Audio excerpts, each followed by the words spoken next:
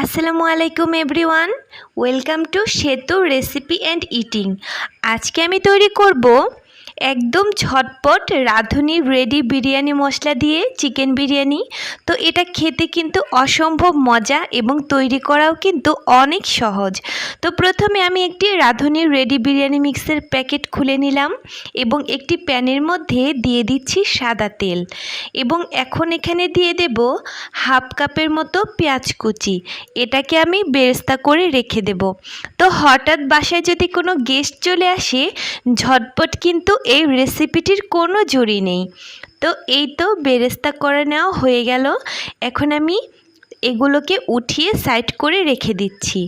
দেন এই বেরেস্তা করা তেলের মধ্যেই দিয়ে দিচ্ছি হাফ কাপের মতো সরিষার তেল এবং তার মধ্যে পেঁয়াজ কুচি দিয়ে দিলাম।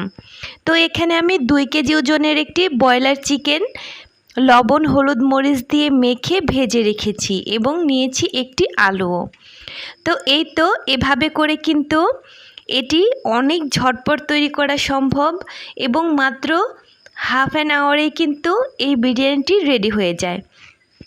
বৃষ্টির দিনের বিকেলবেলায় কিংবা দুপুর সকাল এনি টাইম বিরিয়ানি লাভারদের জন্য কিন্তু এটি একটি আদর্শ খাবার এবং বাসায় যে কোনো সময় ছোট বাচ্চারা যদি বায়না ধরে অবশ্যই এই রেসিপিটি ট্রাই করবেন, ভীষণ ভালো হয় খেতে। তো এই পেঁয়াজগুলো ব্রাউন কালার হয়ে এলে এখানে দিয়ে দিচ্ছি হাফ কাপের মতো পানি। দেন এখানে অ্যাড করে দেব 2 টেবিল চামচের মতো আদা বাটা, 1 টেবিল চামচ রসুন বাটা। তো এগুলোকে আমি এখন ভালো মতো একটু কষিয়ে নেব। তো আপনারা যদি চান এখানে জিরে বাটাটাও ইউজ করতে পারেন। তো আমি এখানে জিরে বাটাটি স্কিপ করেছি। দিয়ে দিচ্ছি 1/4 কাপের মতো টক দই। দেন এই সবগুলো ইনগ্রেডিয়েন্টসকে একসঙ্গে কিন্তু একটুখানি কষিয়ে নিতে হবে যাতে করে এর যে র ফ্লেভারটা আছে সেটা চলে যায়। দিয়ে দিচ্ছি 1 চা চামচের মতো লবণ। তো লবণটা একটু বুঝে দিতে হবে কারণ আমি কিন্তু চিকেন এবং আলুর মধ্যে অলরেডি লবণ দিয়ে ভেজে নিয়েছি। তো এখন এখানে অ্যাড করে দিচ্ছি রাঁধুনি বিরিয়ানি মশলা। তো এই মশলাটা কিন্তু হাফ কেজি চালের জন্য দেয়া। তো এই হাফ কেজি চালের মধ্যে দিলে আমার কাছে একটু বেশি মনে হয়। সো আমি এখানে 1 কেজি চালের জন্য 1 প্যাকেট মশলা ইউজ করছি। আপনারা আপনাদের টেস্ট অনুযায়ী এটা বাড়িয়ে কমিয়ে নিতে পারবেন। তো এই তো মশলাটা কিন্তু অনেক সুন্দর করে কষানো হয়ে গেছে, দেখেই বুঝতে পারছেন এর ওপর দিয়ে কিন্তু তেল ভেসে উঠেছে। তো এটাকে সুন্দর মতো কষাতে কষাতে কিন্তু অনেক সুন্দর একটি স্মেল বের হবে। তো এভাবে ঝটপট করে বানিয়ে আপনারা অবশ্যই রেসিপিটি ট্রাই করবেন এবং যারা প্রথম আমার চ্যানেলে এসেছেন তারা প্লিজ আমার চ্যানেলটিকে একটু সাবস্ক্রাইব করতে ভুলবেন না এবং পাশে থাকা অল নোটিফিকেশনে অবশ্যই ক্লিক করে দেবেন যাতে আমি নতুন কোনো রেসিপি আপলোড করলে সঙ্গে সঙ্গে সেটা সবার আগে পৌঁছে যায় আপনার কাছে। তো এবার আমি 1 কেজির মতো চিনি গুঁড়া চাল আগে থাকতে ধুয়ে সেটাকে ঝরিয়ে রেখেছিলাম। এবার চালটাকে আমি এই মশলার মধ্যে দিয়ে ভালো করে 2 থেকে 3 মিনিটের মতো কষিয়ে নেব। যে কোনো ধরনের পোলাও বিরিয়ানি রান্নার ক্ষেত্রে চালটাকে যদি এভাবে কষিয়ে রান্না করা যায় তাহলে কিন্তু রাইসটা অনেক ঝরঝরে হয় এবং খেতে কিন্তু টেস্টটা আরও বেটার হয়। তো এই তো দেখুন এভাবে করে মশলার সঙ্গে আমি চালটাকে কিন্তু 2 থেকে 3 মিনিটের মতো ভেজে নেব এবং এ পর্যায়ে কিন্তু গ্যাসের ফ্লেমটা অবশ্যই মিডিয়াম টু লোতে রাখতে হবে, না হলে কিন্তু হাঁড়ির মধ্যে এই চালটা লেগে যাবে। তো যখন দেখবেন চাল থেকে একটা ঝনঝন আওয়াজ হচ্ছে তখনই বুঝতে পারবেন যে চালটা কিন্তু ভালো মতো ভেজে নেওয়া হয়ে গেছে।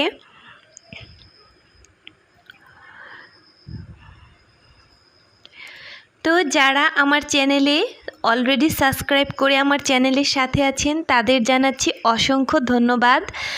তো এই তো এভাবে আমাকে প্লিজ সাপোর্ট করবেন এবং আপনাদের একটি লাইক কমেন্ট কিন্তু আমাকে আরও নতুন করে ভালো কিছু করার অনেক উৎসাহ দেয়। সো প্লিজ আমার চ্যানেলে যারা প্রথম এসেছেন তারা একটি লাইক কমেন্ট করে যেতেও কিন্তু ভুলবেন না। তো এখন আমি এখানে দিয়ে দিচ্ছি পানি। তো পানিটার মাপটা আপনাদেরকে আমি বলে দিচ্ছি। আপনারা 1 কেজির জন্য 1.5 কেজি পরিমাণ পানিটা দিতে পারেন। এটা কিন্তু একদম বাবুর্চিদের মাপ, যেটা আমি বাবুর্চিদের কাছ থেকে শিখেছি। সো 1 কেজি চালের জন্য 1.5 কেজি পানি দিলে কিন্তু এটা একদম পারফেক্ট হয়। রেস্টুরেন্টে যেসব বাবুর্চিরা আছেন ওনারা কিন্তু সেম পানিটাই ইউজ করেন এই মেজারমেন্টে। তো এই তো পানিটা যখন হালকা একটু বলক চলে আসবে তখন আমি মাংস এবং আলু অ্যাড করে দেব। তো মাংস আলু অ্যাড করার সময় আপনারা অবশ্যই লবণটা একটু চেক করে নেবেন, যাতে করে পরবর্তীতে লবণটা কম না হয়। তো লবণ যদি কম হয় তখন কিন্তু এই বিরিয়ানিটা খেতে ভালো লাগে না। তো এখন দিয়ে দিচ্ছি 8 থেকে 10টির মতো কাঁচামরিচ।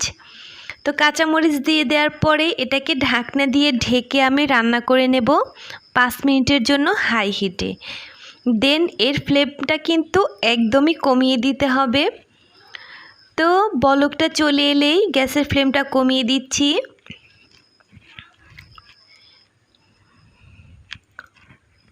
তো এই রাঁধুনির রেডি মিক্সের প্যাকেট কিন্তু এখন যে কোনো ধরনের ছোট বড় মুদি দোকানে পাওয়া যাচ্ছে এবং এটা কিন্তু শহর থেকে প্রত্যন্ত গ্রাম অঞ্চলেও অ্যাভেলেবেল আছে। তো এখন এখানে দিয়ে দিচ্ছি কুচি করে কাটা 1/4 কাপের মতো গাজর। গাজরটা দিলে কিন্তু খেতে বেশ ভালো হয়, বিরিয়ানির কালারটাও সুন্দর আসে। তো আপনারা চাইলে এখানে সিজনাল সবজিও অ্যাড করতে পারবেন, চাইলে মটরশুঁটিটাও দেয়া যায়। তো এই তো এখন ঢাকনা দিয়ে ঢেকে দিচ্ছি আবারও। তো যে কোনো ধরনের রান্নায় যদি স্টেপ বাই স্টেপ ফলো করা হয় তাহলে কিন্তু রান্নাগুলো পারফেক্ট হয়। তো অনেক নতুন আপিরা আছেন, তাদের জন্যই কিন্তু এইসব রেডি মিক্সগুলো তৈরি। তো এই তো গ্যাসের ফ্লেমটা একদমই লোতে রেখেছি, যতটা লোতে রাখা সম্ভব। তো এখন এখানে আমি আগে থাকতে যে বেরেস্তা করে রেখেছি সেখান থেকে অর্ধেক বেরেস্তা দিয়ে দিচ্ছি এবং এটাকে ভালো মতো আরও একবার নেড়ে দিচ্ছি। তো এভাবে নেড়ে চেড়ে কিন্তু ঢাকনা দিয়ে ঢেকে একদমই লো ফ্লেম করে রেখে দিতে হবে 15 থেকে 20 মিনিটের জন্য। তো এই তো আমি চলে এসেছি 15 মিনিট পর। দেখুন রাইসটা কতটা পারফেক্টলি কুক হয়েছে এবং এটা কিন্তু একদমই একটার সঙ্গে অন্যটা লেগে নেই, একদম ঝরঝরে হয়েছে।